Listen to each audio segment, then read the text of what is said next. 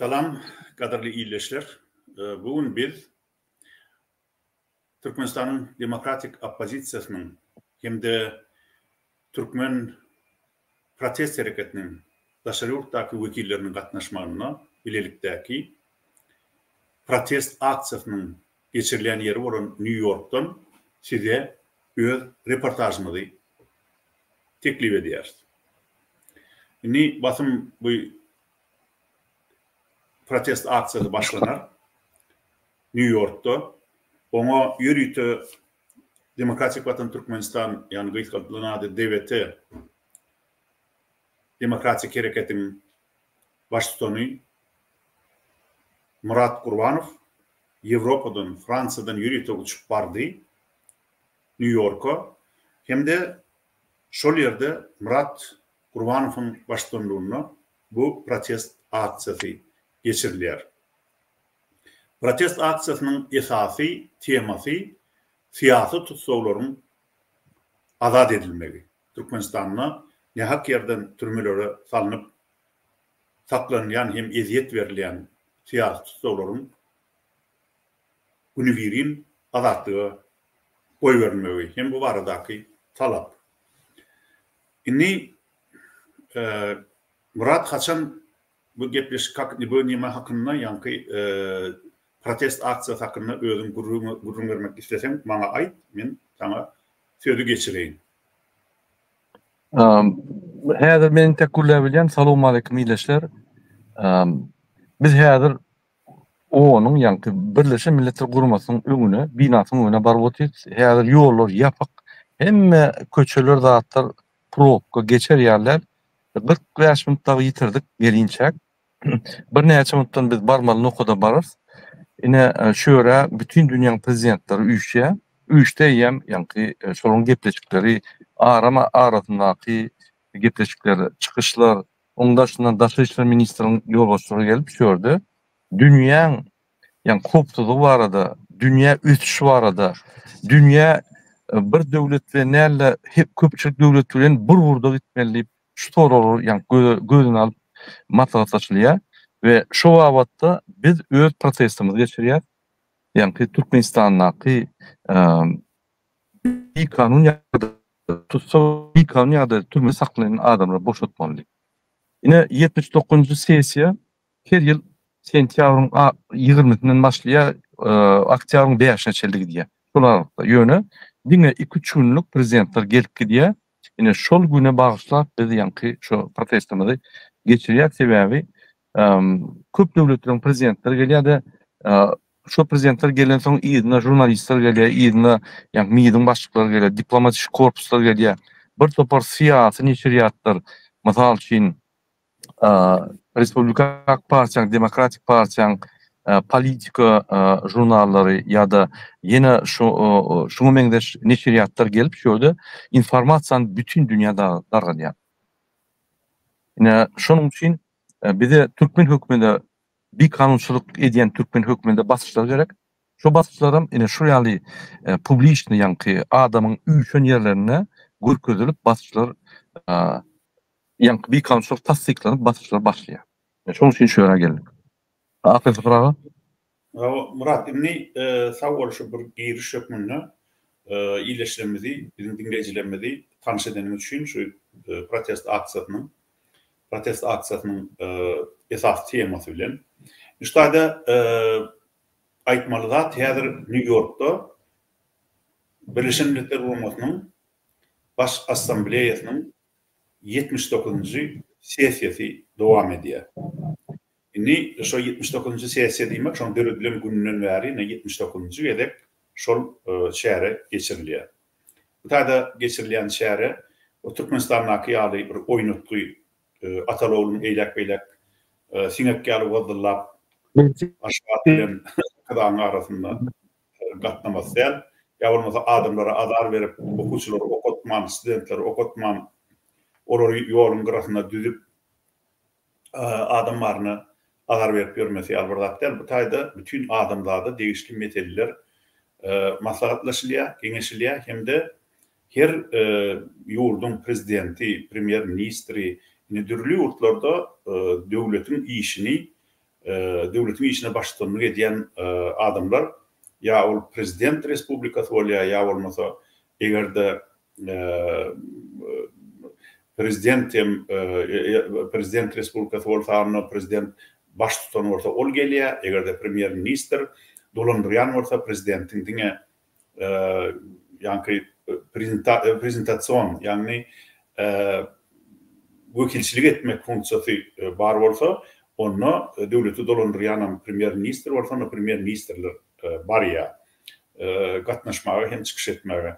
Eger haýsydyr bir ýurt kararlılık bolsa, padşahlyk bolsa, Arap ýurtlary ýaly onu şol ýurdun köpülenç karaly bar çıkış edýär, padşahy karaly. Şwetsiýada mysal şunu aýdaly bizde ýurdy stats minister dolandırýar. Yani premier ministre Türkmenistan nimede yani Şwetsiýada stats minister diýilýär. Yani döwlet ministri. Şo döwlet ministri barıp çıkış edýär şolar ýaly görnükli forumlarda.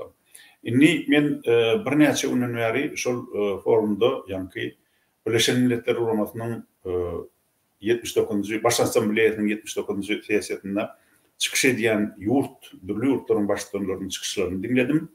Şolun käbir hakkında size kıysaça gurrun göreyim. Häzir näme esasy şol çıkışlarda üns berilýände elbetde birinji ýerde her kimin öz ýurdunyň meseleleri. Haýsy ýurt nähili meseleler bilen ýüzbeýüz bolýar.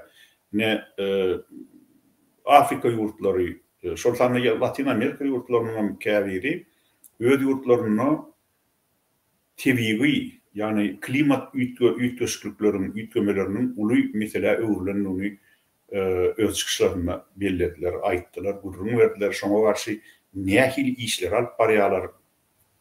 Onuň olar öňde barjy ýurtlardan esasan şol klimatyň bozulmagyna has uly täsir edýän Hytaý, Amerika, onuň Hindistan, ýa bolmasa Germaniýa, Fransiýa ýaly ösen industrial ýurtlardan nähili kömeklere garaşýanlyklaryny aýtdylar.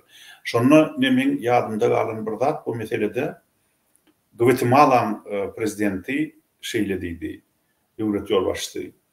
Bir kiçijik ýurt Guatemala, inni häzir bir demokratik ösüş ýoluna düşdük. Ençime 10 ýyllyklaryň dowamynda Guatemala bulaşyk ýagdaýda ýaşady.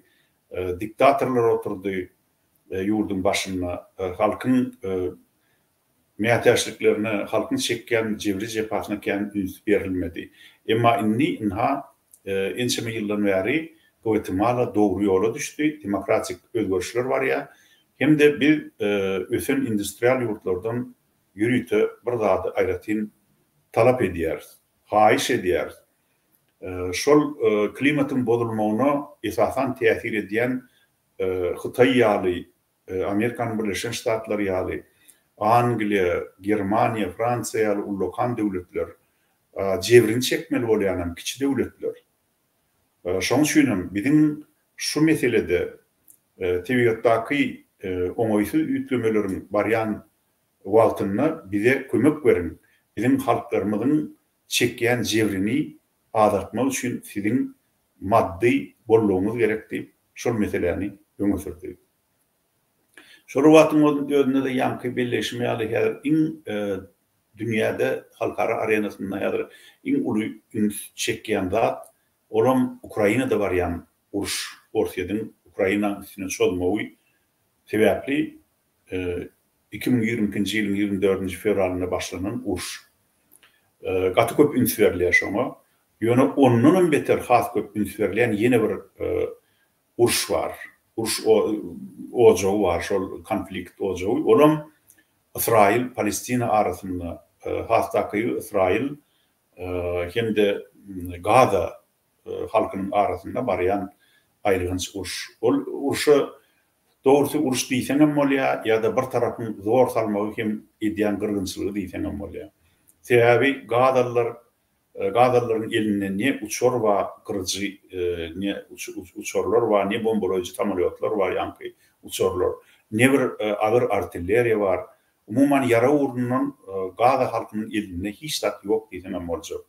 Olaryň ýolbaşçylyk diýip ençe ýyllardan bäri Gaza halkynyň başyna musallat bolup oturan terroristik gurama bolan Hamas, Hamas'dan ähli elindäki ýaraglary olar diňe ýeriň aşagynyň köwüp şol ýeriň aşagyny galyp goňşy ýurtlardan bildirmän geçirmeli bolýarlar Gaza. Beýdibem näme sen olar ýar edip ýeriň aşagynyň bir yaradaşapdyn İsrail ýaly diýişine sen yaralanan ýurdun garşysyna durup biljek gumanyň barmy? İsraila ähli Ýewropa ýurtlary, aýratynam Amerika, Iran köp ýarag berýär. Iran köp pul berýär. Şoň üçin İsrail häzir Gazany weýran etdi. Men şu ikinji jahan uruşundan soň henide çenni hiç bir ýurtda, dünýäniň hiç bir künjünde şu Gaza ýaly weýran edilen ýurdu görmedim. İsrail giýje ünni şoňa üstüne iň agyr bombalary ýagdyrýar. Ol bombalary ýagdyrmak üçin elbetde İsrailin özüne galsa şolaň bombalarym, oklarym bir wagt gutarmaly, bundan ýarym milyon. Ýöne oňa dünýäniň iň ösen döwletleri ok ýarag näçe diýse iýberýärler. Näçe diýse kömek edýärler. Gazalara bolsa diňe ajyl medialy humanitar iýmit kömegini edýärler. Bu adamyň garnyny doýurup öldüren ýaly bir zat bolýar. Bu gaty bir aýlançda. Ýöne şol wagtyň özünde de gynansaňam Arap ýurtlary dünýäde 30 golay Arap ýurdu bar, hastaky şu iň bellilerini men pikirçe 20 sany kadýanda 20 sany Arap ýurdu bar. Olaryň köpüsi ören baý ýurtlar. Emma şolar häzirki wagtda şu Gaza İsrail konfliktine özlerini gaty düşnüksiz alyp barýarlar. Olar Gaza halkyna gerekli kömekleri iň bolmanyny şu görer göze şu kömekleri eden oklar. Ýöne elbetde şeýle habarlar bar, hamana asrynlykdan kömek berýärmişler diýýärler. Ýöne ol kömek men pikirimçe derýa talkançalan ýaly şeýle az bolmaly. İsrail'e berilen kömek bolsa ol gaty uly kömek. Ol İsrail eýýem Gazalyň öýüni başyna ýumurdy. O ýerde ne bir awat çaý garly, ne bir awat köçe garly. İsrailliler şu ýerden mysal üçin aýdaly Hamas terroristik Hamas gurumasy öz yaralaryny gidilýär, ýa bolmasa gidilenip ýatyrlar diýip şoňal bahane edip okuwçylaryň okuyan mekteplerini ýumurdylar. Keselhanalary ýumurdylar. Tir kömek ojaklaryny ýumurdylar. Jurnalistlerden ýalňyşmasam 162 sanyny öldürdiler. Nemen ýanky Birleşen Milletler Guramasynyň humanitar işgärlerinden onunun köp öldürdüler. Eýýem yaralanan adamlaryň sany Palestinlerden 100 000'den geçti. Öldürülen adamlaryň sany ine şu häzirki New York'ta barýan Birleşen Milletler Guramasynyň baş assambleýasynyň 79-njy sessiýasynda da bir näçe ýerek awdally 41 000 bardyr. Öldürülen adamlaryň sany. İsrailler edil Türkmeniň aýdyşy bir käkilip atan ýaly atýarlar. Ýok edýärler, gyrýarlar. Dogrusy köp ýurtlarda hemem iň belli ýazyjylar, şahyrlar, jurnalistler, alymlar, jemgyýetçilik işgärleri, siýasatçylar, siýasatşynaslar İsrail'in edýän bu işine genosit diýip at berdiler. Genosit diýmegem bilişini ýaly bu bir halky gyryp ýok etmek maksady bilen alyp barylýan gyrgynçylyk. Şoň üçin men bugun şu protest hereketine gatnaşan illeşlerimizin adından hem Erkin Türkmenistan TV radyosynyň adından hem yazıcı ve jurnalist hükümüne öz adından etçe kayışım, Türkmenler bu meselede adalatın tarafında durmalı. Elbette biz bilyäs, emmemdem Hamas terroristik gurama ýöne Eger de teröristik gurama bolan Hamas geçen ýylyň 7-nji oktýabryna 1200 tany İsrailliini öldüren bolsa, eýem Netanyahu'nun Siyonistlik hökümeti 41.000 adamyny öldürdi. Şolaňam 20.000-den gowragy käbir maglumatlara görä çağalar, eneler, hiç wagt eline yara galmadyk adamlar. Hatta Hamada ses berdi diýip bahan eder ýaly, olaryň tek saýlaw ýaşyna da ýetmedik adamlar. Yüreğim gan öýýär, haçanna şol İsrail'in bombalarynyň aşagyna ellerini, ayaklarını aldıran 2-3 ýaşly ýa-da iňe bäbekleri görkedenlerine şolun çekýän jebri iýje ony gödüňinden giden ol. Ine şeýle ýagdaýda Türkmenistan hökümeti dymýa. Näme üçin dymýa? Türkmenistan hökümeti bitarap diýmek bilen ol adalatsyzlygy gözümýän hökümet diýilligi däl ahly. Bir wagtlar bizim ýaşlymyz Türkmenistan oppozisiýasynyň, demokratik oppozisiýasynyň, şoňa ünsürin, demokratik oppozisiýasynyň lideri 13 ýyllap şoň lideri bolan Abdukuliyev Türkmenistana bitaraplyk siýasatyny teklip edenine şeýle teklip edipdi. Pozitiv bitaraplyk. Hem de onu şeýle düşünürýärdi. Pozitiv bitaraplyk diýmek, düýbünnün hemme zada gözüň yummak diýilligi däl. Pozitiv bitaraplyk bu adalatyň tarapynda durýan bitarap ýurt diýmek anlady diýip şonu gurrun berdi Abdukuliyev. Emma soň Niyazov näetdi?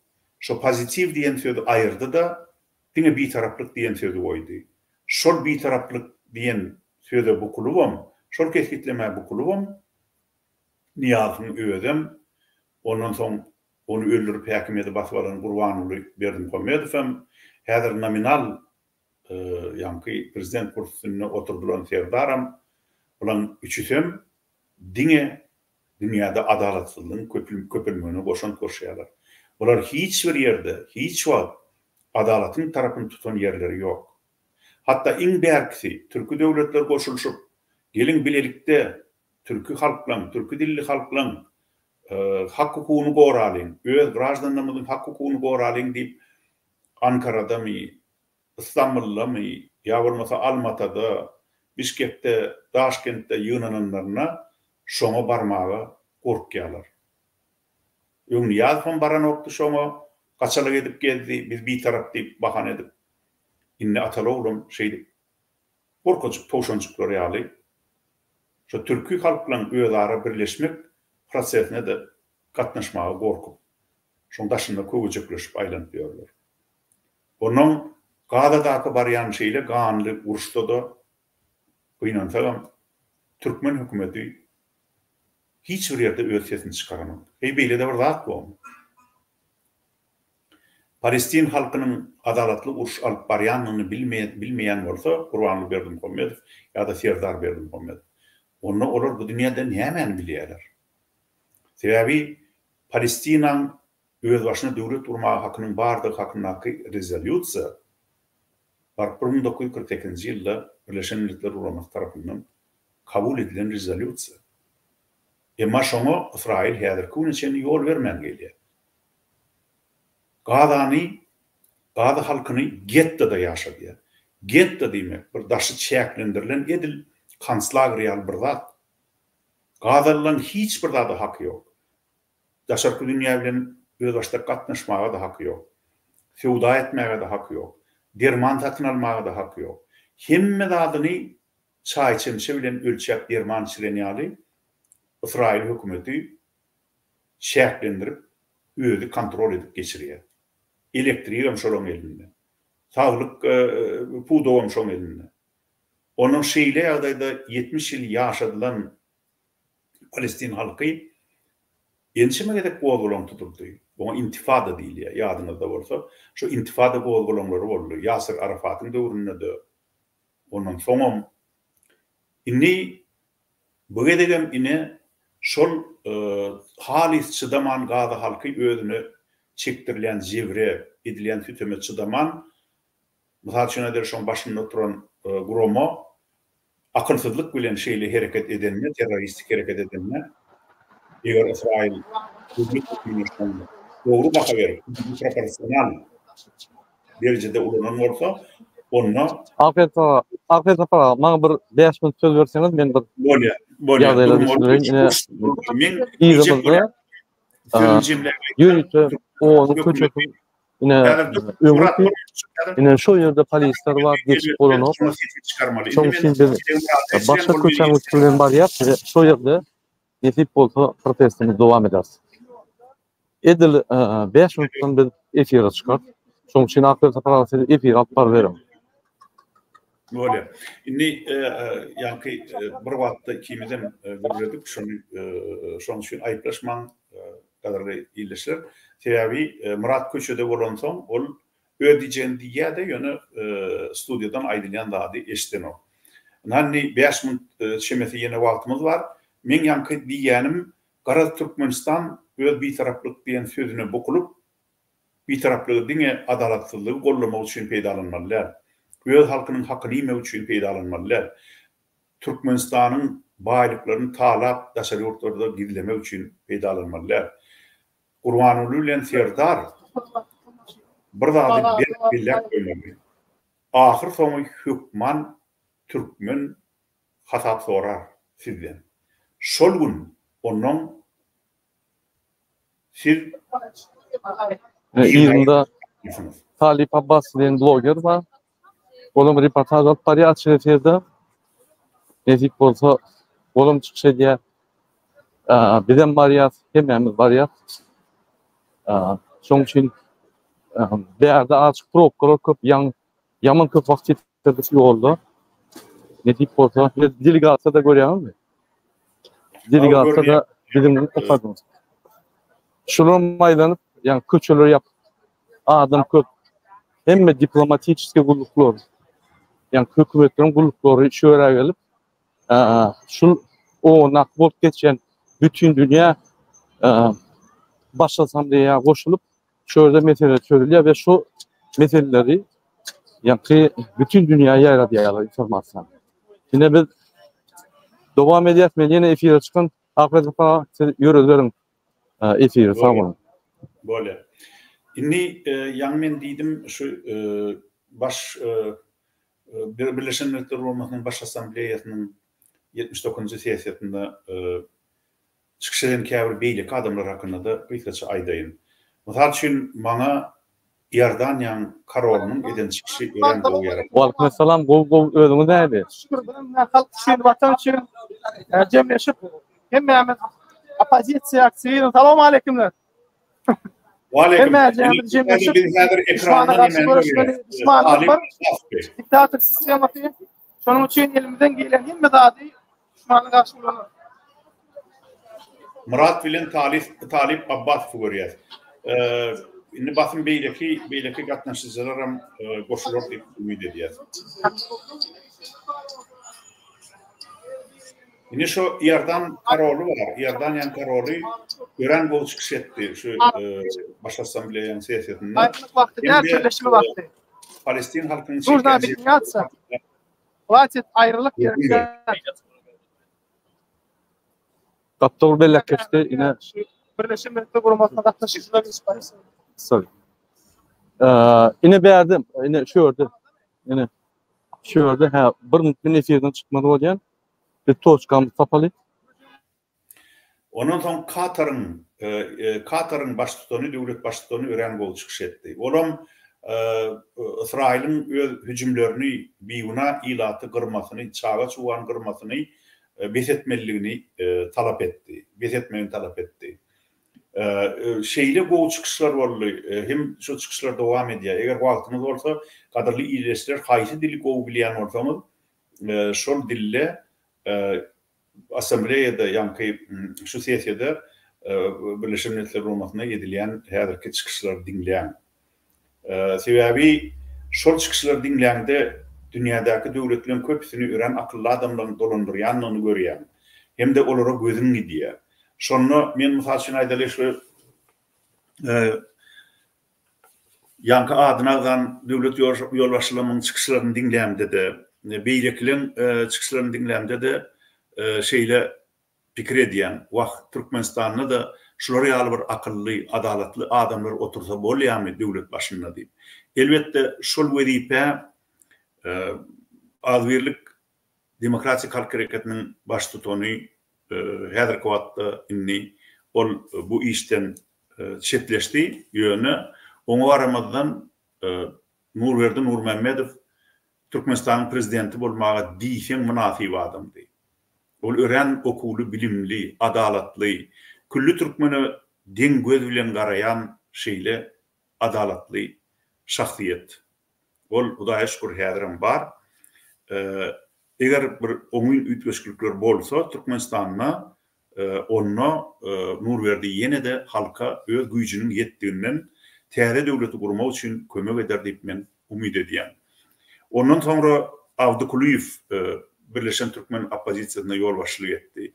Avdukuliýew hem ören sowgatly, ilmli, bilimli, adalatly, päkiz adamdy. Avdukuliýew şeýle gowy bir terbiýe alan adamdy.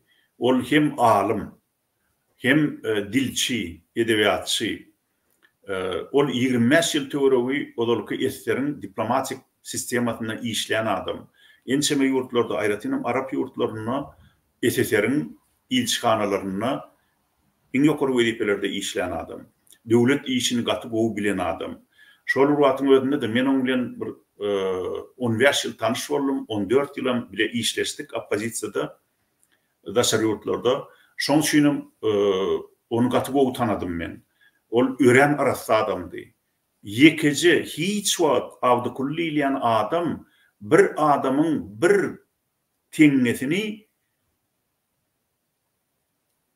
özüne geçirecek adam değerli. Bir teňnesini eýlek geçirecek adam değerli. Şeýle arasy adamdy. Şeýle prinsipial derejedäki arasy adamdy. Käbir ýoknasy adamlar oňa ölenden soň her hili töhmetler atýarlar. Ol döwlet işini bilen okdy diýip gördüler. Ol oňa 2 milyon dollar berdim diýip ýatan haýsy. Emma bu zatlar yalan adamlar. Şolaryň hiç birine inanaýma. Olar tananok awdagany töhmet atsak şol ýokary diýe. Avdukuliýewiň atan töhmetlerini ýokmaz. Ol gaty arasy adamdy. Şol prinsipial arasylygyny saklawam. Iň soňky demleçeni göreşip Türkmen üçin, Türkmenistan üçin şeýdip dünýeden ötdi. Biz onu öz watyna Oslo şäherine uly hormat bilen jaýladyk. Bu günden men oňa şeýle gowy 13 ýyllap Türkmen opozisiýasyna, Birleşen Türkmen opozisiýasyna aýratynam ýene bir gerek belleýän demokratik Türkmen opozisiýasyna baş tutanlyk eden üçin oňa ýene-de Allah'ın garaşyk etmegini o dünýäde de hemem jaýynyň jennetde bolmagyny dileýän. Inni bir elbetde öten adamlara hormat goýmaly, öz diri görüşçilerimizde de hormat goýmaly. Hemen sizden etçek haýyşymyz gadyrly illeşler. Häzirki wagtda ýiti görüş barýanlygyny protest hereketinde demokratik opozisiýany gollamagy unutmaň. Sebebi nomenklaturaçylar başarsalar demokratik opozisiýa ziyan etjekler. Halk üçin öňden görüşip ýören adamlaryň adyny garalajaklar, ziyan berjekler. Halk bilen demokratik opozisiýanyň arasyny bozacaklar. Emma muňa ýol bermek bolmaz. Sebebi Türkmenistanyň geljegini düzeltjek diňe demokratik opozisiýadyr.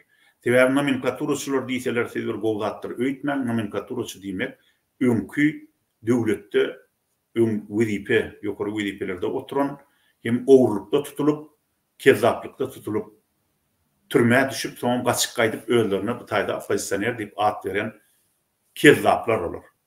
Şoň üçin şol zady gaty bir ýatda saklan. Murat onu sen ýene-de inni guruma goşuljakmy? Murat? Ýok, Murat häzirlikçe eşdenok, ýöne öz suraty görünýär New Yorkda. siz diňe häzirki şoň suratyny görüp Ine hormatly vatandaşlar 47-2'den biz ona taraf variant yürüte yerler var. Şöyle biz geçmemek bolmaýar. Yaman adam köp, diplomatlar, miting edýänler, protest edýänler hemme var. İnşallah edil biz barmaly yerine barıp şo ýerde protestim dowam edersin.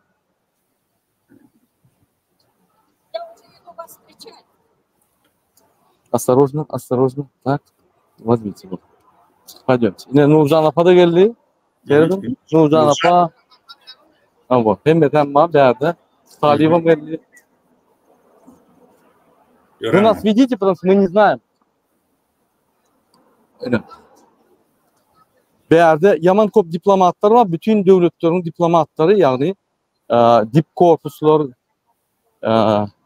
yürütü kurumlar, yani halkara kurumların vekilleri, hükümetin vekilleri, onun absürt personeli yani medya administratif hemmet verdi. Hemen size götürdüm.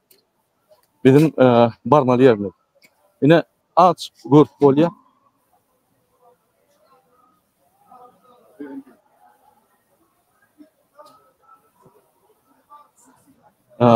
Yaman mihman köp bolansa yürütüp berkilen yerler var. Protest etmek için şu orada protestler geçiyor. Häzir bize bir 5 minut berseniz.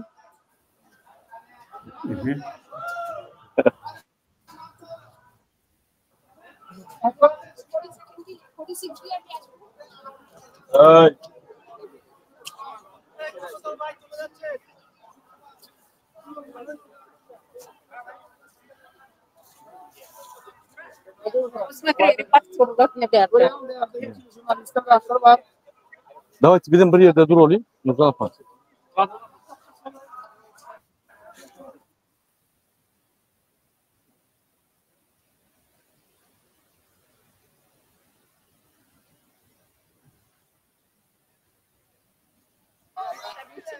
Окей. Окей. Мы тогда здесь встанем, может? Окей? Сейчас. А? Men şu wagt şu nemeden illeşlemediň soralaryna jogap berdim. Bir kisany olar ýam görüp başlapdyrlar. Biziň şu häzirki reportajymyzy şonu käbir soralar berýärler. Nirede bolup geçýär diýip. Sebäbi Türkiýedäki, Orsiýetdäki türkmenler New York'un elbette görünüşlerini bazı tanıtlayan oklar.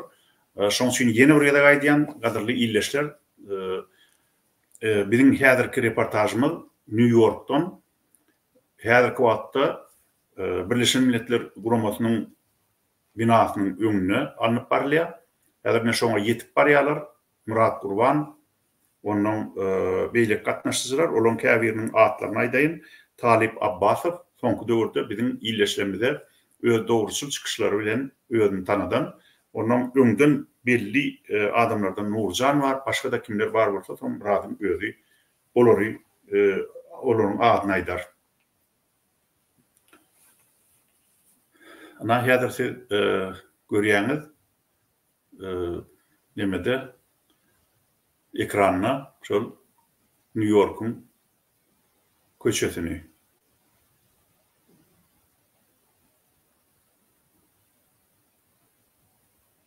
Eger de kimde-kim New York'da bolsa elbette işlese goloy ortamda bolsa baryp bu protest Apa, ine men Nurcan Apa söz berýän.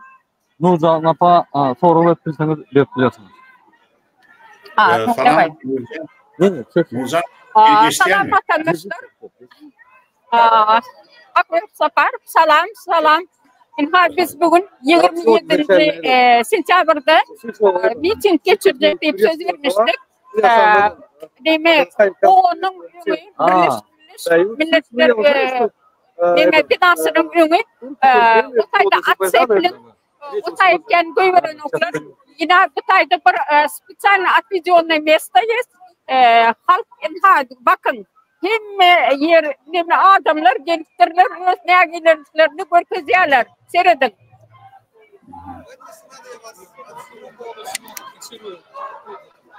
Давай. Окей, сейчас я налажу. näme üçindir bizim Türkmen halkı gidip solidarna bolup çıkıp bilenok, raydaşlığını görkezip bilenok. Yani onların götürmeklikleri Gökman bizim öz adatlığımız için, azat söz dememiz için bizim gidip sinyali arzu bir olup çıkmamız Gökman. Elbette halk öz hakkı kuvvet için görüşmeli. Ve hakkı kuvvet için görüşmeyen halk hemmet hakkı içinde. Köçede bileleşip sözüm devam edelim. Tavanlar hiç yerde.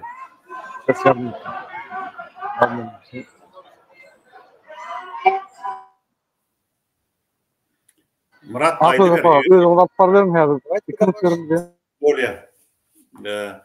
İnni şu ayda yankı iki tane dünyada her baryan ören hukuklu konflikt olacakları olan Ukrayna hem de Palestina var da yine de kavratları aytmakçı. Elbette başta da ayttım.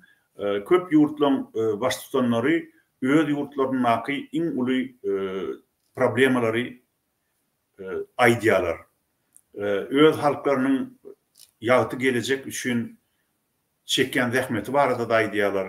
Niye hili kıyınçılıklar bilen gavat geliyorlar. Şu var da aydiyalar.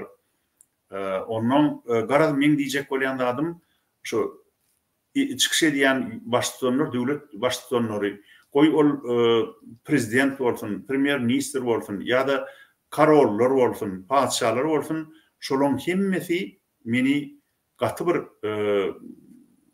beğenirinde şolon adı karol olsa da padişah olsa da olar köpülünç öğren bilimli soğutlu adamlar. Yoksa kadimde köpülünç erteklerde ayrıca Türkmen erteklerinde yadında düşen olsa padişahlar zatlar katı bir soğut bir güdök akılsız adamlar oluyor da halk oğullarını tutulmalı oluyor. Ama her şu baş asambleye yani 79. siyasiyasındaki edilen çıkışlara seyretsen herki dövrüm karollarım, padişahlarım el prezidentler yali, premier ministerler yali demokratik meyilli adamlar. Demokratik usulla devletlerini dolandırıyan adamlar.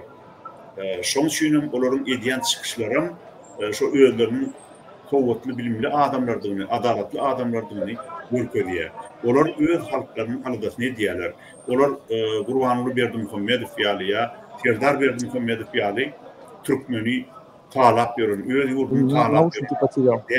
İnni şu edilen çıkışlardan netice çıkarıp Serdar'ım Minkin takal. Нет, это вот сюда вот такое. У тебя наушников нет случайно? А вот такой пойдет? Нет, у вас этот iPhone. Murat bilen Uğurcan'ın şu çıkışı tarihini koruyan Kuat'ın filmine yani. Окей, мы будем по-другому делать. Как только что делали, ничего страшного. Benim telefonum var. Ben nauşnik bitirdim. Biz hazır kontakta girdik onu biz gürleyet yönetici eşitemiz o. Şunun için ilk vermeyen şey diyelim. Biz gürleyette ben sizin adınızı aydarım. O zaman siz devam ediyorum. Var ya mı? Biz onunla şu ördeki bol geçen dağıtları düşündürelim. Yine sevdim. Hormatlı vatandaşlar. Yani ben kandıran şeyitten uğrak olan kan. Voilà. Yine hormatlı vatandaşlar ülkelerin şu yerde bir topar devletlerin protesti geçiyor. Ülkelerin. Yine şu yerde Aziz. Da. Afganistan kadı yani. İran geçiyor. Yine o yerde Xitay geçiyor. Xitay'ın Uygurları, Xitay'ın yankı halkları yine ne protest geçiyor. Ülkelerin. Bolmasa olarda Kurban ulyal situasyon yok, şuraya protesto geçiyor. Yine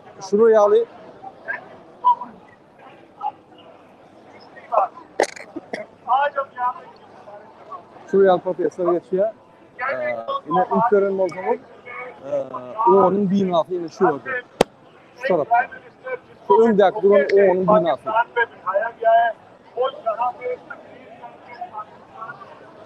Yollar yapıp yürüyüp berkilen yer protestler için çok için bir men size общий картина alıp koydum. Şimdi biz protestimize başlayalım. Нужно apa? Нашу картину возьмем мы.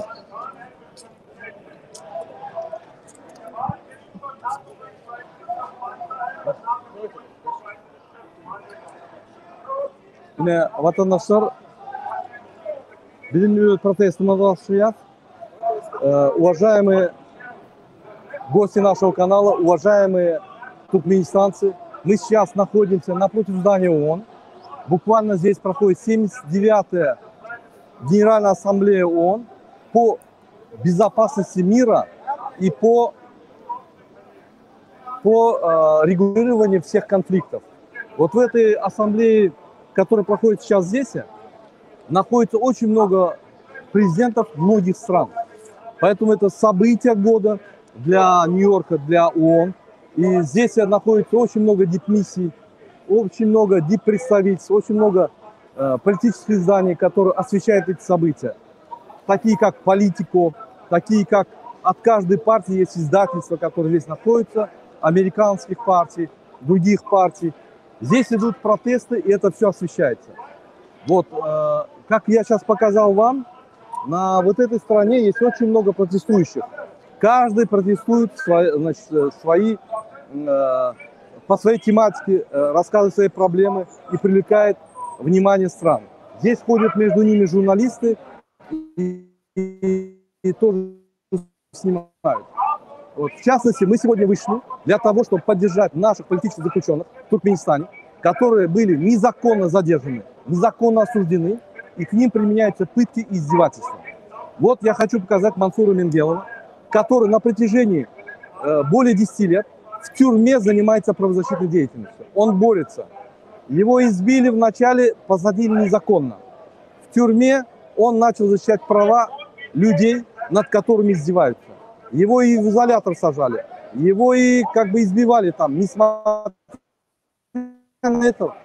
Он занимается правозащитой в тюрьме. Сейчас он находится в медицинском учреждении, по-моему. Да, больница. Больница находится, потому что у него нога гниет первая, и вторая начинает гнить нога. Независимо от этого. В тюремной больнице. В тюремной больнице. Ему предлагают, значит, независимо от этого он борется. Ему режим диктаторский предлагает выступить с заявлением, с очерчением оппозиционных сил, оппозиции, с восхвалением Аркадара, вот этого незабываемого в Туркменистане общепрезираемого человека, для того, чтобы показать всему миру и показать туркменскому народу, что оппозиция сломлена.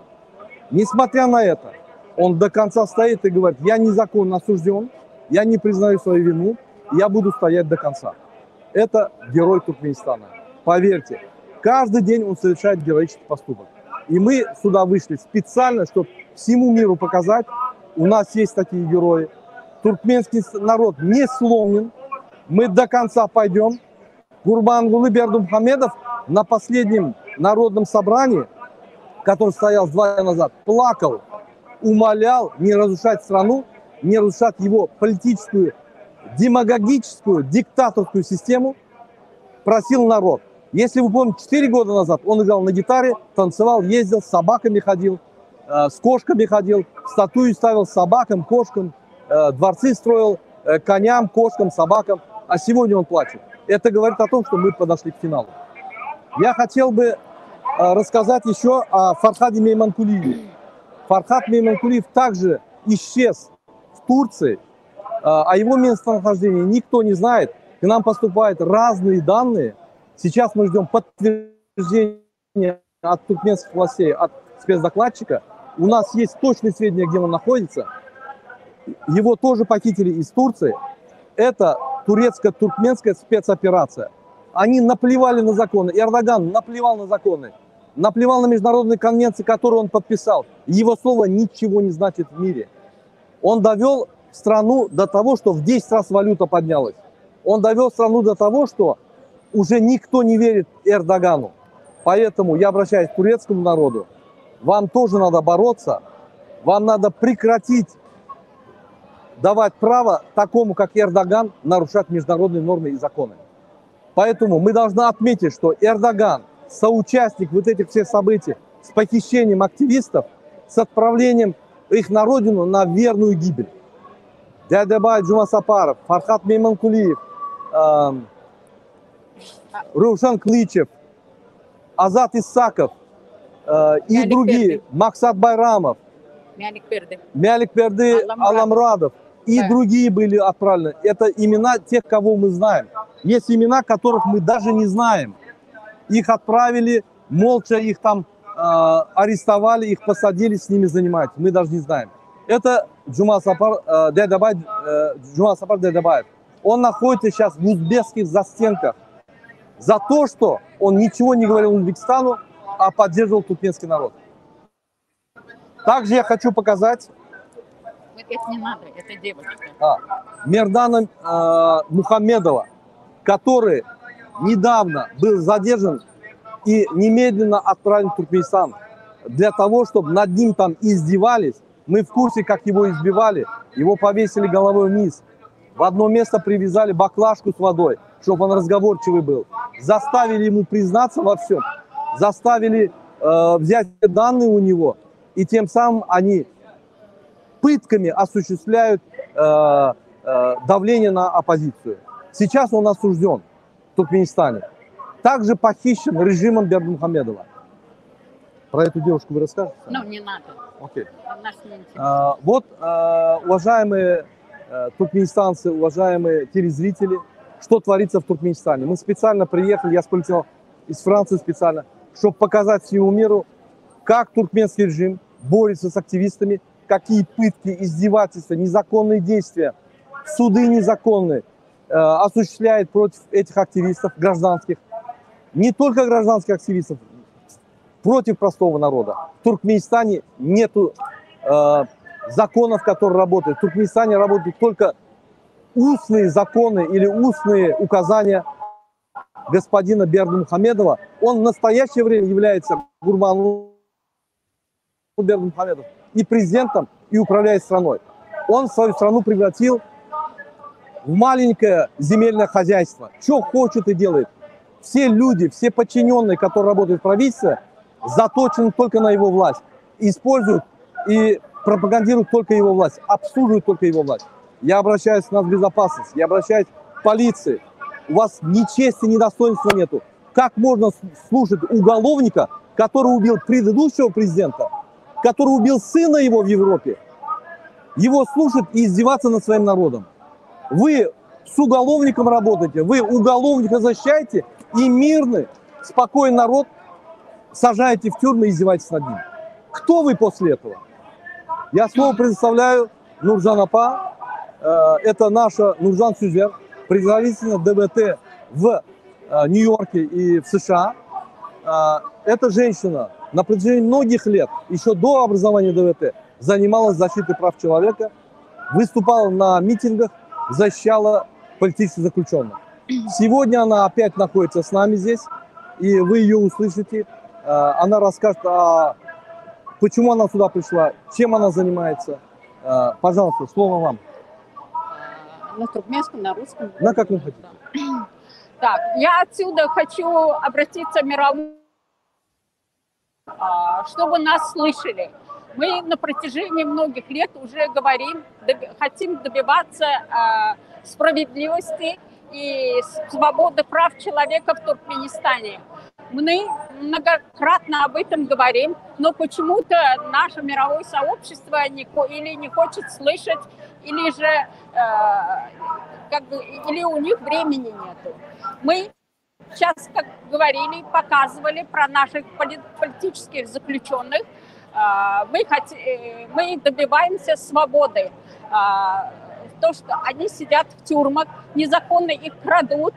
И это минус.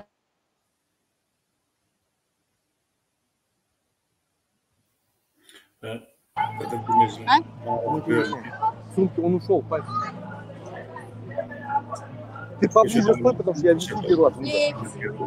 Ben bir yerden yüzlemek isteyen yine de öz Türkmen halkıma Seredin inha neçe adamlar gelipdirler özlerinin söz azatlığı için, özlerinin politik çoğunlarını gorap ya da öz halkına niyetli özgürlükler bolmalıdığını halk seredin dronoklar her kim verdi seslerini çıkarıyorlar. Şunun için Türkmen halkım oturmayın sesini de çıkarın. Eğer biz sesimizi çıkarmasak inha Türkiye'de bir yarım Gurbanur Berdimuhamedov Gümmol, Serdar Berdimuhamedov Gümmol, Türkmen halkına azatlık. Haranda Gümmol. Yaşasın Türkmen halkı, yaşasın azat Türkmen halkı. Türkmen halkı azatlığına münasip, Türkmen halkı azatlığını alır. New York'ta Birleşen Vatandaşlar yine hazır bizim protestomuz gidip dur. Benim yanımda Talip var. Benim yanımda başka Türkmenler var. Hazır men ekranı koyuyorum. Gümmol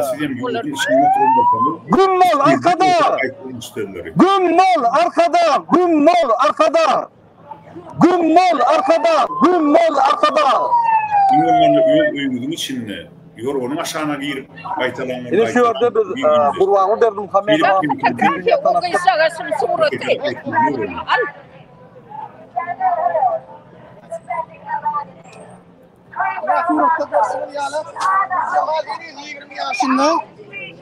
bu dünyada arzularını boykottu. Gül Cemali, Gurbanguly Berdimuhamedov garyndaşlary sebäpkar boluşyň ölümüne 5 adam bolup 5 adam bolup Olimpiya şäherçiginiň jaýyna şu gyzy iznasyol edip aşağıdaki vaktör eskere çelini aşağıdaki vaktör çelini iznasyol ettirip şu gyzy 5-nji 3-nji etaýyna okladylar. Görýän bolsaňyz gözüň aşağına sinyak var. Bu diýmek gyzy urup öldüripdirler. Başta urdular, soňra öldürdüler. Ve 1,5 yıl üstünden geçti. Yeni yüzüm. Daji Suud Meclis Presiden'den hatam berilmedi. Görüşürüz diýerler. Bulan Çarakulov telekeçi Gurbanguly Berdimuhamedowyň garyndaşy yegeni Batır bilen oňuşman soň Gülnawat Jalay var. Ýaş oğullar bilen söýüşip Gurbanguly Berdimuhamedowyň namusam yok buların, avrayım yok. Hemme bok ediyorlar, bağışlarsın olayın. Hemme dinetli ediyorlar. Bu oğlanın peyatkerçilik bolýardy biznesine bakımlı. Şunun için aktivistlerim var, yurdumuz için, halkımız için, azatlıklar için bizler sağ olsun aytmaýar. Ve şolar için, soňra için görüşürüz. Halkın azatlığı için görüşürüz. Bir de size bolluk olmaňy çağırýar. Gurbanguly Berdimuhamedowyň wagty adally, oğlunyň wagty adally. Gelin şuları simside edeli yerine. Спасибо.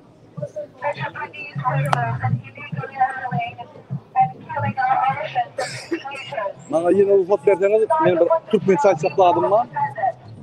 Vatandaşlar yine şu yerde şu gün 20 sentyavrda bizim aydışımız yağlı.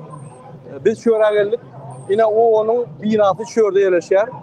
Bize ofisyalna diye şu yerde çıkış etmeyen ufak verdiler ve beyleki opozisyon hareketlere, partilere, beyleki kurumlar şu yerde çıkış etmeyen ufak verdiler. Şunun için biz bir yerde yeke değil, başka yani kurumların başka hareketlerim var. Yine şu yerde biz yürüyüşe ne yaptık çıktık? Birinci bilen siyasi tutuklarda yatan Türkmenistan'la vatandaşlarımızı boğulları. İkinci bilen Türkmenistan'la türmelerde bir yığına adamlar yatıyor. Ayal gıyınlar, maşgınlar, yaş gıyınlar. Yani erkek oğlanlar, erkek adamlar, yaşlılar, bir topar yaşlılar. Yani yaşı anladın hiç gitti. Onun yatanı şu türmede hiç ilmani yok. Onlar koyuvermeli. Onların bir cinayeti işi nasıl atmak, küçük bir dermanlık bir rahat etmek, bir narkotikler rahat da onlar koyuvermeli. Türkmenistan türmeler doğulu. Olur ya bolmonlar. Bizde dünyada iyi olup statistika boyunca iyi olup bu adama Türkmenistan türmelerinde yatan adam sani iyi olup dünyada. Ne mi? Teröristik yani halk mı? Ne mi terörizm ettik mi? Ne yapıp tekrar bir rahat değilsen tekrar bir küçük narkotik olsa türmeye atıyorlar. Gurbanguly Berdimuhamedov 20 sentyavrda aydan zadi ömründen Barın halkı velayetten adam gelmedi yalı cerime salın, bankrot edin, pulu olmasın çakıra gelmek için. Barın ne emesin şunu edin deyip organlara bas çekti. Sonra yalı bir kezzap, zulüm, öz yollaşını öldürüp prezident olup gelip, onun oğlunu Avrupa'da öldürüp Murat Niyazi. Sonra yalı kezzap. Sonra indi kulluk etmeliler. Hükümette işleyen adamlar yüzleniyor. Boyun zulüme hizmet etmeyeni. Devlet zulüm olup gitti. Hükümet zulüm olup gitti. Sizi hemmesi yigireniyor. Türkmen halkının bağır sizi yigireniyor. Boyun indi. Biznesmenler, zulümün içinde işleyen korupsiyonlarla pul edip akın gediyenler. Kaçana açıl namussuz görecek. Boyun indi. Türkmen halkı şolar sezip yaşak bilye diyen adamlar. Indi aklınız çalışın dövür ütködü. Nerede çıkarttınız? Biz arkın şodatlar kazanıp bilyer. Gelin ayrılayın şu Kezzabı. Atalı oğlu. Gelin tutsak edelim. Bütün dünyada görk edelim. Amerika'da bir düzgün marakeni kaçanla bir yerine 50-60 yıl kesseler, oğlum 20 milyon öleyse, son maslığı şu türmede yatıyor. Maslığı devam ediyor türmede. Bizim şu Gurvan'ın serdarın maslığını ülkede türmede devam etmez olur. Bütün bizim halkımıza görkölmeli. Şuraya zulüm gelmeliler. Gelse de çeyretini ötmeliler. Yine hürmetli vatandaşlar, Ahmet Apalan sözü veriyor. Başlan. Sağ olun Murat. Şimdi ben üstada sizi yanı bir yanlışmasam Talip Abbasov nimeni görköldi. Gülcemal diyen bir yaş kıyının suratını görköldi. O kıyı Bayramallı'nın geçen yıl ben hazır aylap görkölüyün, ya gidip duruyorum sesimi açıyorum. Gülcemal'ın suratını görkölüyseniz yine de bir şonu gatı kıyınanlık şol havari onun izetinden eşitip şol gatı bir adalatsız ayılgans iş doğrudan şol kıyının ölümünü bilmedim serdarının mı, bilmedim Gurvanuluyun mu, ya da olmasa şon garnaşlarının mı ilen çalanları katnaşan bolmağa çemeli. Sebebi eğer de şol doğruluğu, şol ayılgans cinayeti yönököy adamlar eden olsaydı, onu olur bir yan ile de düşürdü, tutulurdum, suudum edilerdi, türmeye de atılırdı. Ama bir yarım yıl töre vakti işte de şol doğruluğu eden bir yaş kıydı, bilmedim 18 mi 19 yaşında kıydı bir sağa olun tek, sağa. Şonu uzun iyice 5 tane bir yokmasız bir deyyus adamlar zorlaptırlar. Ejetinin gurrun vermene göre şon netice çıkıyor. Onu gönümel aydan o ejeti yönü şonu horlaptırlar, zorlaptırlar. Son dandanlar ol gıyının şol öğlerinin şol şeyle sütömedeninin bildirmeyecek olum. Sonundan onu bir yokorku etajdan birinin aşak başak oklaptırlar. Yine yani Talip Abbasov Gülcemal'ın suratını görköldi.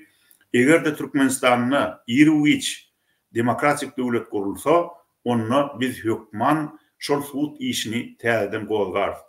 Arkayın olun adamlar. Türkmenistan'na şu diktatura devrine edilen cinayetlerin hiçbir yağıttan çıkarılmaz. Ama demokratik opozisiya devlete baranına sebepsiz hiç kime azar vermez. Hatta devlet işine işleyen adamların eğer de olur halka sütem etmedik olsalar, halka ağır cebir vermedik olsalar, onu demokratik opozisiya olara ziyan vermez. Elbette bu işleri suud prokuratura çöder yönü bizim prinsipimiz, demokratik fikirli adamların prinsipi olar yönököy adamlar olsun, devlet iş yerleri olsun, eğer de özlerinin doğru alıp paran olsalar, düzgüne göre işlen olsalar, ağır cinayetleri etmedik olsalar, ya da oları kimdir biri yokortunmak başlıkları, şol ağır cinayetleri etmeye mecbur eden olsa, onu suud, demokratik suud, prokuratura bu yargıları bölümüne tutar. Ne diyor Murat?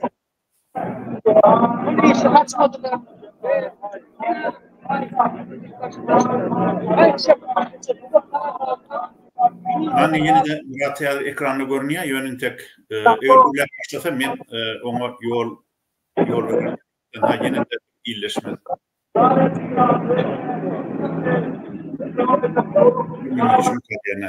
Gülcemal meselesine bir on maşgalasına gayretinem şol zar ağlayan gezetine Türkiye'de işlep veren öz yürekdöş duygudaşlığımızı bildirýäs. Hökman Gülcemal'ın gany soralar egerde demokratik opozisiýa ýurda barsa Türkmenistanyň döwlet şekilli döwlet gurulsa şeýle jinayetlaryň hemmesine täzeden garalar. Gaderli illeşler nemen yazıcı hem jurnalist ökmünü ödüm derňeýici jurnalist ökmünü şu zatları size öňünden aýdyp biljek. Sebäbi ne hakkan yerde yatmaz diýipdir bizim ata-babalarymyz. Gülcemal'ın ne hak ökmünün gany yerde yatmaz. Şunu jinayeti eden adamlar bilip koysun. Biz Türkmenistan'ın Sud Prokuraturasyna daştaýdan ýüzlenýäs şunkun Birleşen Milletler Ulamasının Baş Assambleýasynyň tarihi 79-njy sessiýasynyň dowam edýän günlerini siz şol işi haýdan haý täzeden galdyryp günäkärlere bermeli jezasyny berin. Ýogsa özüňiz günäkär bolursyňyz. Owur şäherigi, jinayet şäherigi bolursyňyz. Bilkaslaýyn jinayetin üstüni yapan adam şoň şäherigi bolýandyr. Ana şol gyýynyň suratyny häzir siz ekranynızda görýäňiz. Gaty erwet jebir berilipdir. Ýüregiň para bolýar şoň suratyny göreňde. Ýöne ýene de bir aýdýan Hökman Gülcemal'ın hem Gülcemal ýaly nähakdan öldürilen, sütem edilen Türkmenistanlylaryň hemmesiniň gany soralar. Özüm bu gününden olaylak gelýär şol döwür, şol gün geler. Öňde de bir beýik şahyryň aýdyşy ýaly ol gün geler. Irwiç geler. Inni häzir egerde bizim New York'daky eginleşlenme ýene de çykyş etsek bolsalar ýa-da kimdir birini çykyş etdirjek bolsalar, siz olaň sesini eşitersiňiz, onýança biz ýene de öz gurrumuzy dowam edelim. Birleşen Milletler Ulamasının Baş Assambleýasynyň 79-njy sessiýasyna çykyş eden döwlet ýolbaşçylarynyň arasynda men ýene de bir adamyň adyny tutasym gelýär. Olam Günorta Afrika Respublikasynyň prezidenti. Ören gowy çykyş etdi. Ören akylly adam eken. Şeýle sowatly adam eken. Eline hiç bir kağıt almadan bir adamın maňzyna batýan, bisinde oturýan şeýle bir manyly çykyş etdi. Olam elbetde şu Palestin halkynyň hukugynyň gorulmalylygyny aýtdy. Hemen de bir Orta Afrika Respublikasynyň İsrail'i suda verenini, Netanyahu'nun suda verenini aýtdy. Ona häzir wagtda şol halkara sudyna bermek hakyndaky karara Türkiye'de koşuldu. Başka da ençeme döwletler koşuldu. Elbette bijem garantor Netanyahu hem on jinwaz hökümetiniň bonjuna gorguýar. Ýöne gaderli illeşler. Siz ýerlerde bolsaňyz, haýsy ýurtda bolsaňyz, sesinizi çykaryňyz. Ne hakkan ýerde ýatmalylar. Siz Gaza halky bilen öz gaýdaşlygyňyzy bildirin. Men size terroristik Hamas gurulmasyny gollan diýemok. Siz Gaza halkyny şoň nähak görülýän çağlarynyň enileriniň arkasyna alın. Şolary gollan, sesinizi çykaryn. Ýa-da sosial medialarda öz pikirinizi ýazyn. Ýogsa men görýän türkmenler şu meselede dümýalar, beýle bolmaz adamlar. Eger türkmenler bu gün jebir çekýän halklan adamlaryň arkasyny tutmasalar, Hudaý hakykatyn geljekde türkmeniň öz başyna bela awansa, häzirki denen beter onu beýle halklaryň elbette türkmeniň nirde ýaşaýandan bilmez. Nähili adamlardan bilmez. Sebäbi kim zat bu dünýede arkalaşyklydyr. Bu dünýä bir arkalaşyk dünýäsi. Eger türkmenler beýle halklaryň başyna agyr günler gelenine öz gaýdaşlygyny bildirse, şolaryň arkasyna alsa, onu geljekde türkmenim işlenlik ýagdaýda ýeke goýmadylar.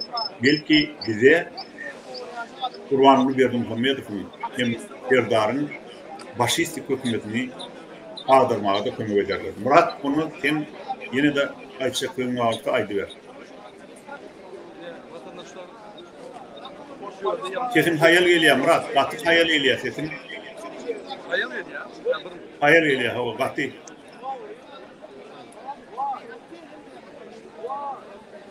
Çala çeşitliyor. Ayın üstünden geliyor yani. Ha innomat.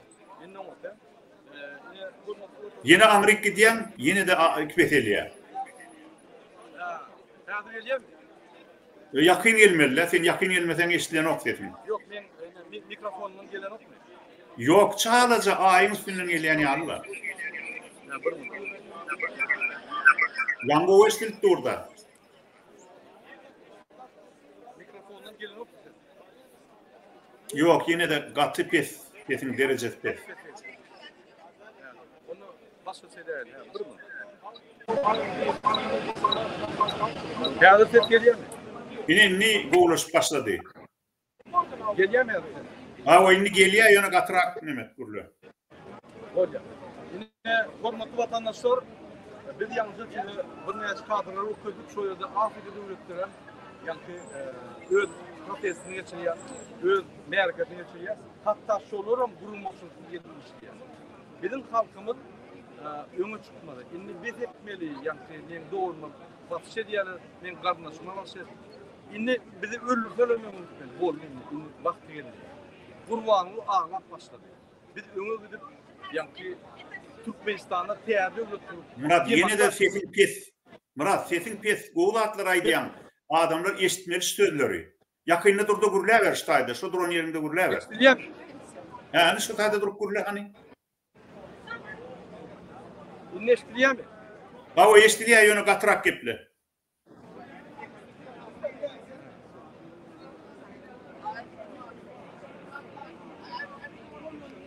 İnleştiriyor mu? Ha.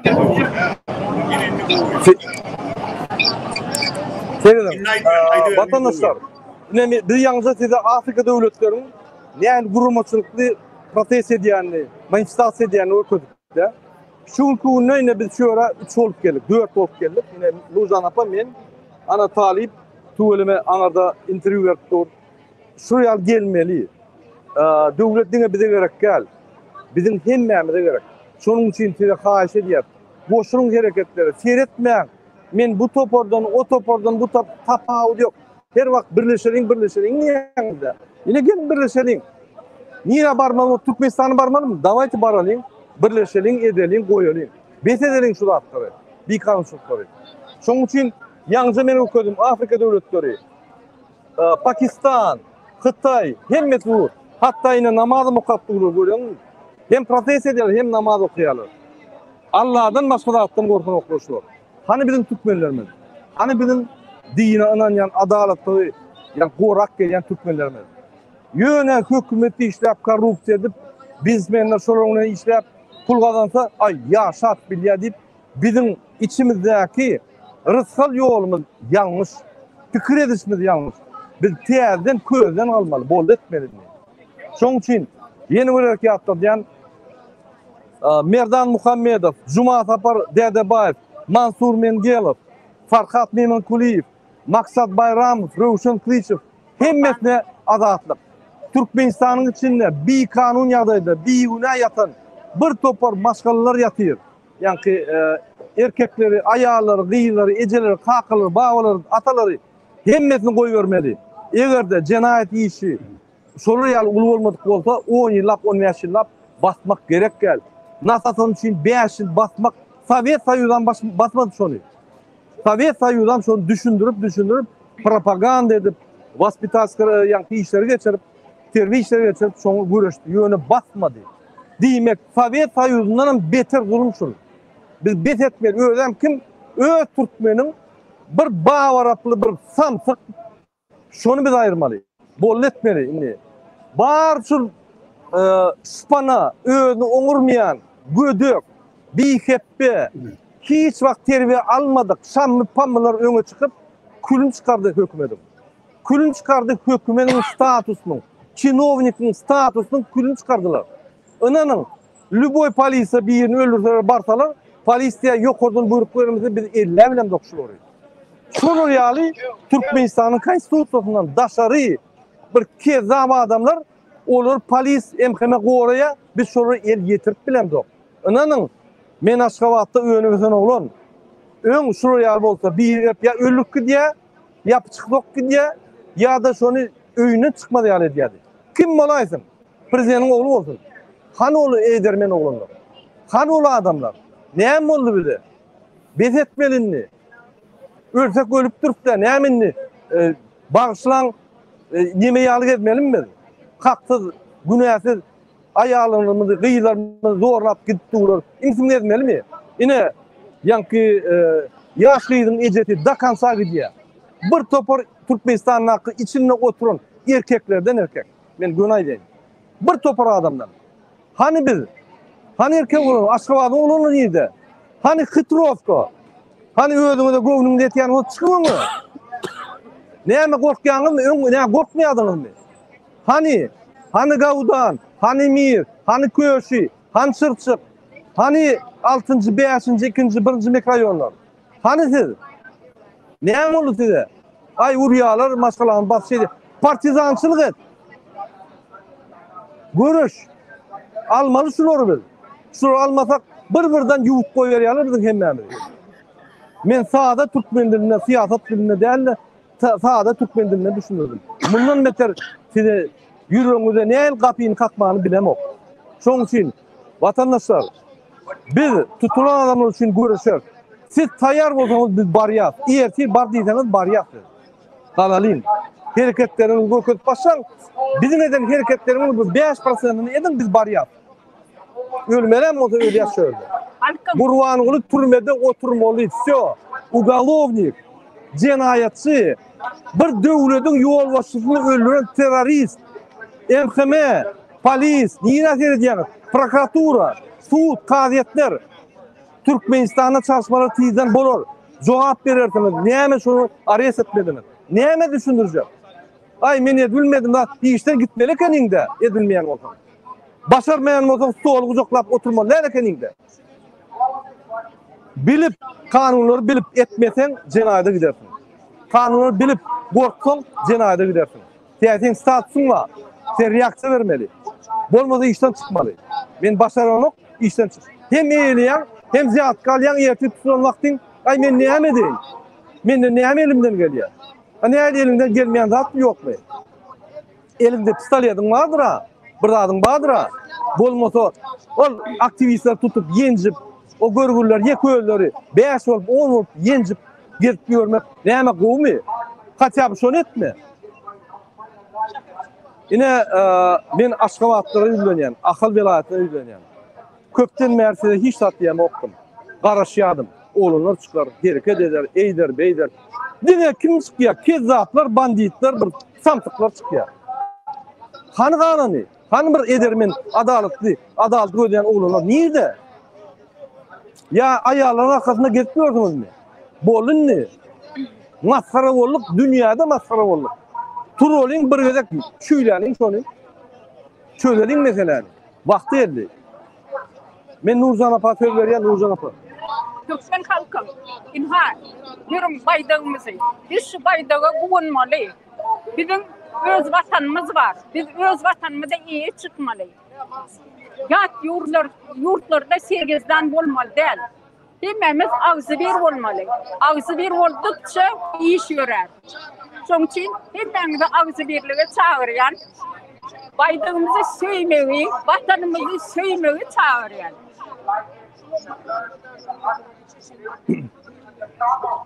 Yine burada toş geçecek koyan Ahmet Zafarağa, şu bizim vatandaşımız için. Haydi ver. Yine men Aşgabatlı oğlum. Men Fransa göç kalktım. Yine yürüyte onun yanına, yine şu Aşgabat'ta yaşayan adamlar yüzleniyor. Ya adına tak, düşürün doğrularınız, kakalarınız, yaşayan vakti, Sovyetik vaktları, 75, 80'ler, 90'lar. Ne el edermendiler şunu? Niye gittiler oğlum? Sizin damarlarınızda solun kanları. Şu kadar çıkmasanız, eğer siz beni Hitrovka'dan, Köşü'den, bundan böyle gürlenen. Ağzınızı bek sakla. Edermenin korkun, gürlü. O daşından Murat Kurbanov neyemi gürlüyor değil mi? Şu daşından risk alıp bolyan olsa biz Allah. İçine de tayyar giymeli. Hani bir tijenin açık bir giriyor. Şeydelin, betedelin, men size go'unuňy zerip derecek bolbaýdam. Açık bir irkinin bolundy. Gymyrlamaly, almaly kim olur? İki sany özüň urt bilmeýän, bir gurlä bilmeýän sapyklar. Döwlet derecede meseleleri çözüp bilmeýän, şora barmaly adamlar. Adam öldürüp, niyaz öldürüp gelen adamlar. Näçe biz bunları hormat koyat? Näçe biz elimiz şart arkada şökrap. Zulüm diýmeli, zulüm ten. Yüzüne aýtmaly. O ýaşlular otyr o ýerde. Ýa-ni arkada şökrap gapdaryna oturmak maskara. Oğul verek gelneje. Gurbanyň aýaly. Ýanyna durmak maskara. Şulardan her vilayetde bir 5-6 maşgalaty bar. Her vilayetde munisipalny sady öwürdi. Şöýde çağlar etmiyor. Baran yerine çağlar bilen tuğrata düşüyor. Hükümet derecede. Milli lider, o kimin lideri?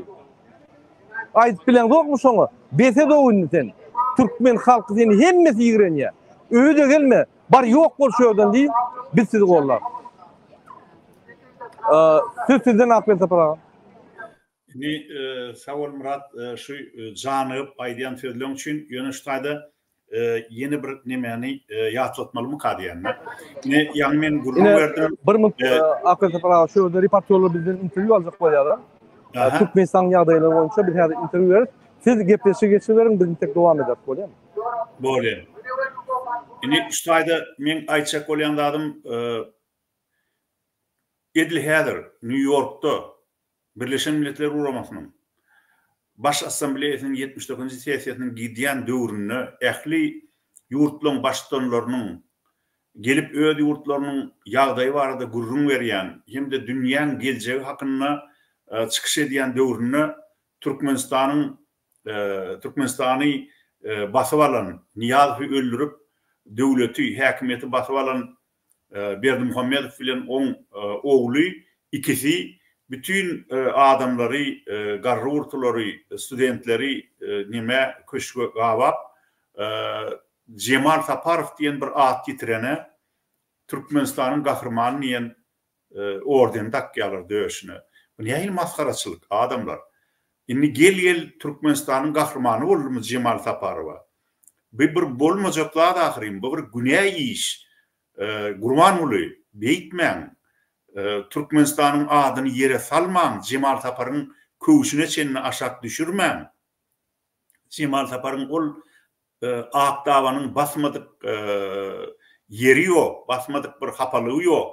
Bir ýerde hapaçylyk bolsa arasynda bardy şol aýal Sowet döwründe.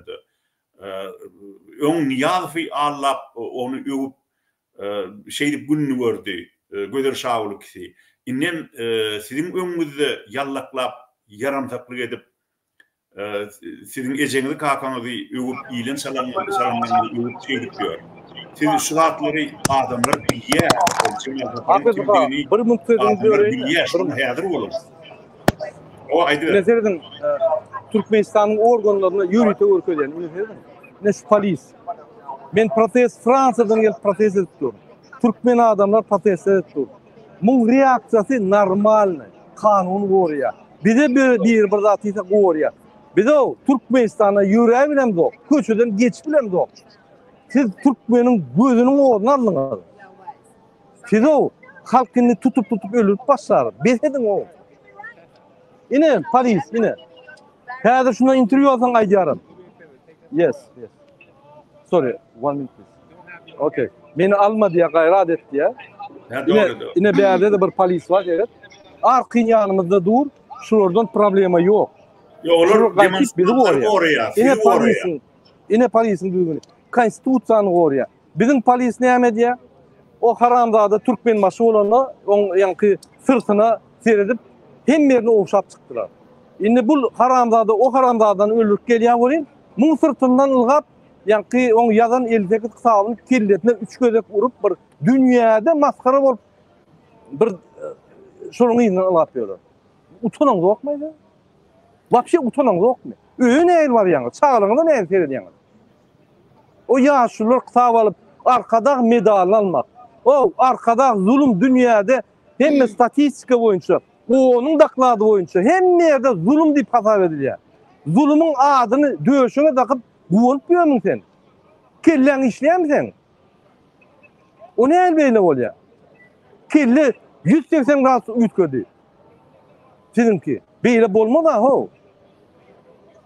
Arkada medaly ellemek ýa şonu ýa eliň almak, eýýän bir hapazady eliň almak şo. Şu çüýrük tohum Gahrman adı da aýlady, arkada adı aýlady. Türkmen adı da aýlady. Bu atları düşünün o men size ýa aýyan elementar zatlar bir bunu düşünje de gerekkä. Bunu mektebe de gitmeler şunu düşünmek için. Bütün dünya ýigrenýär arkada. Bütün dünya muňa ýöne pretensiýa berýär. On kanuny bozdun, mun hakyny bozdun, mun jogap ber. Bulam atpiske berip meni ine tant edip golýarlar. Ferediňe günne men görkezýän telewizorda. Adamlar ılgap meni gujoklap owşajak bolýar, menim gaçyp ýörüşürlerden. O özüme owşatman sebäbi güýjüm ýok. Şunuň ýanky töwgüsine garşy durmak diýip. Şunu ýalgatlar ýazýar. Inanyň, Raşid Meredov watan dönügi, polny watan dönügi. Rossiya tarapyndan Türkmenistanyň hökümini kontrol edýär. Ikinji watan dönügi Gurban Berdimuhamedov buňa gözüni ýumup, olam ondan öňürtilecek bolup Putin'e hemme atýar. Näme gerek şul adamlar? Näme şul adamyň aşagynda ýa astynda köleginde biz ýörýär. Utanç. Oğlak gelince size de şol atlar. Diýje güni şoň ýanyna. Türkmenistan'da bolup geçen zatları ana talip neme bir giden adamlar bilen söhbetleşlik edip aytıp berýär Türkmenistanyň ýagdaýyny. Söyleme. Ine Talibandan berde bir gaty zekinli bloger, gaty bir Türkmen ýigidi hakyky görüşýär. Hakyky edýän işini açyk edýär. Kim bolsa şo gözüň karty bolsa şo gelip diýýär, aýdýar, goýýar. Ine şu ýaly edermen olar, aşgabat diýýär. Bolýar Lewaw gysdylar, Marin gysdylar, Balkan gysdylar, Daşow gysdylar, görgüler olar pastaýan udaryň aşagyna. Siz o dinlek görseň, kortuçka oturup diýen zadyňyzy Hudaý saklasyn. Hemme zat siz çözýäňiz. Gülüşüp dag diýäňiz, degradasiýaň aňarsyn deşik geçdiňiz. Hudaý saklasyn.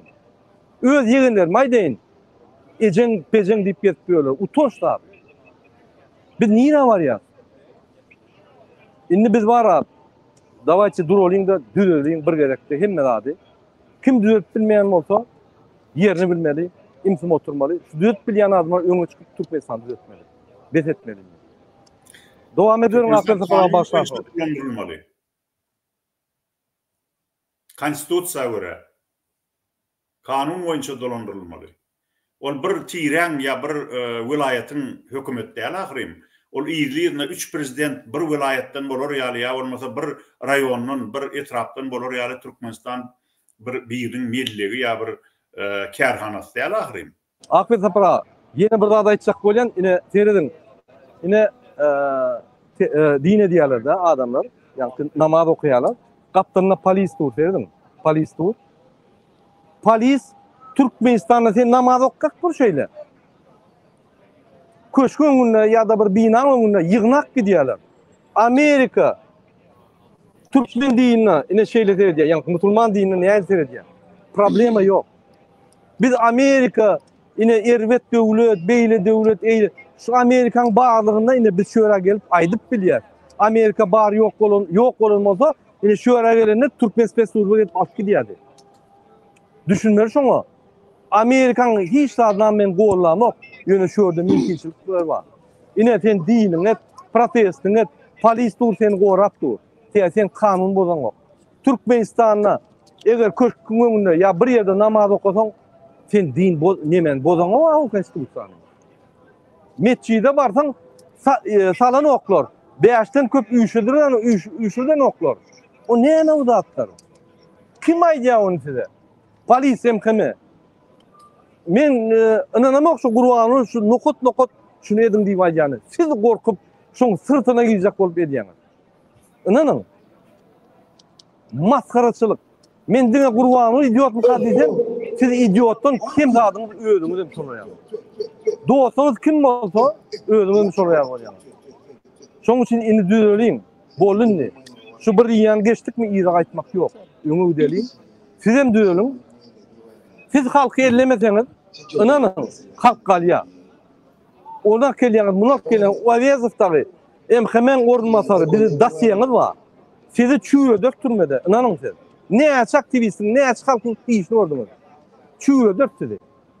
Zakonna basyp soňuna çel amnisiýa düşmeli ýaly eder. Sebebi bar kösep, gynap, öldüren adamlara jogap bermedi. Ine hormatly vatandaşlar, kim taýýar çykmana bolsa kommentariýadan men taýýar ya plus goýun. Biz sanaly görüldi. Näçe adam taýýar? Haýsy ýagdaýda bir Türkmenistana bar bilýär? Ýazın kommentariýada kyn görmän. Paylaşyň şu videony. Hemeleştin siyasi bir kanun ýagdaýda tutsak edilenlere azatlyk, bir kanun ýagdaýda tutsak edilenler bir nas üçin, bir kiçik üçin onun meşil oturan oğlanları azatda goýulmaly. Onun 5-6 çağları var. Oğlardan oğlanlar. Günäler olur ýaly, 10 ýyllap, 15 ýyllap türmede oturýaly. Şolary da azatlyk. Sağ olun. Onu näme? Gadyrly dinleyijiler, mehriban ýyleşler, siz häzir bugün New York'ta Birleşen Milletler Ulamasının binasynyň, baş binasynyň öňünde geçirilen aksiýa, ýani protest aksiýasyna hem-de Türkmenistanyň siyasi tutsaglarynyň gorawyna geçirilen aksiýa tomuşa etdiňiz. Onu men pikirimçe häzir biz şunun bilen jemler mukadip çak ediyen. Murat onu näme? Jemlemeli minni gepleşigi? Jemlerli sebebi bir yerde vakti var, buturma vakti var. Biz şondan geçmeliler. Doğru. Yine häzir ine aydymlar ederler, ýa-ni oturup bular nahar paylaşanlar adamlar. Yine ben ýalňa görkezdim Afrikan döwletleri organizowany. Bir bollap 70 miňden gowrak türkmen we Amerika. Näme bir gün işini taşadan $100 gidip durdy. Biz o şu ýere gelmek üçin 2000 eurodan köp harjat gelýär. Gep pullo däl. Bir açyk tiýjeninde bir çözeldi bu mesele. Öýe baraly. Normal en atamyz göreli, oturaly, çağıran arasyndan. Öýe çağırmady, görkezler olur. Besde aýry. Talip bir mümkin. Ine trakçy, giýip bunu işleýär. Trağı Türk tulsa video yapıyor. Türkmen halkına motivasiya veriyor. Go'lya. Bir topor maglumatları veriyor. Bir topor adamlar bilen Türkmenistan'ı işliyor. Näme? Ne şu näme tapawudy var? Inanın. Diňe ýaş tapawudymyz var. A sizin bilen näme tapawudy var? Hiç tapawud. Bolma tiýjeniň indi. Bolledeni şu zatlary. Çözelim meseleni. Aýçaklar bolsa. Halkymyz üçin birleşmeli. Aktivizm aktivizm elbetde değil. Aktivizm dünyada bolup geçen zatlara biz razliçni garamayan adam bolýar. Bizim öz yurdumuzdaky watanymyzy eğerde gowlugyny isleýän bolsak, watanymyz üçin görüşmeli. Näme etmeli bolsak etmeli. Ýüzümizdaky nesiller üçin bir zatlar goýmaly. Ýoksa bizden son goýjak zalymyň diktatura, awtoritarny rejim. Başka zat ýokdur. Benim goşdum bolar mı? Ha, bulunun vatan sevgisi var, halkına olan sevgisi var, vicdanı var, mertliği var. Gelin, sidem koşulun. Sağ olun. Yine hormatly vatandaşlar, yeni bir zat belli geçecek bolýan. Şuryaly Edirmen oğlanlarımız var. Men siyasata koşuljakken, men ýa-ni oň koşuljakken, şu puluny ýerinden ılgap ýörür, şu pulu öýgözsem ılgap ýörür. Bak, millioner bolmansam $100 berdim adam başyna şöyle gelenlere. Gelirdiler, inanın. Pulum yok da, bolmasa bererdim. Yine şu zatlar goýulmaly, biz pul üçin edem yok. Pul bilen çağırmaly. Men her wagt aýan, pul çykýan bolsam goýun çykma, maskara edersiň biz diýip aýan her ýere. Wagty geldi oýulmagy. Yine hatta Afrikanlar öz azatlygyna görüşýär. Giýje günleri Gurbanuly Berdimuhammed, Serdar Berdimuhammedow, polisler, şammylar, pammylar giýje günleri öz azatlygyna, ýa-ni halkdan garaşsyk azatlygyna görüşüp garaşsygyny saklap gelýär. Bir adım eden de o, ýokardan gaçjaklar ýok. Sen biznes etmeseň, sen giýje günleri işlemeseň, öýüňde öz-özüne çörek gören o, et gören o. Bir düşünün, şu zatları alıp berkelinde saklamasan gidirýäsber. Ine şammy pammylar çykýarda, dyýdyňy doğrulýar, aýalyny bar ýagnyň vurup aýalyň alýar, Bir zat nimesinden yanına kıyanki tarpeda sen urya. Niye de var şu zatlar? Yok şu zatlar. Kariyede var mı şu zatlar? Yok. Ne hemşip Türkmenistan'da var? Hani edermen onu? Ne hem tutup bolonu bu şol ikisini? Ya ne hem? Onun yankı münglerçe şamı var mı? Halkın sani milyonlarca bir şamını orulmazak onu qaragünümüz şuraya alayım qaragımız aksın. Adamlar size motivasiya vermek için yönete geldik ve bizim aktivistlerimiz, bizim vatandaşlarımız türmede kıyınçılık görüp vurup durun vatandaşlarımız bolmana geldi. Bütün dünya maglumatlarına şu maglumatları yayıldı. Yetip olsun. Şundan näme efirge turalayım. Talip. Gel. Nurcan apa gelin.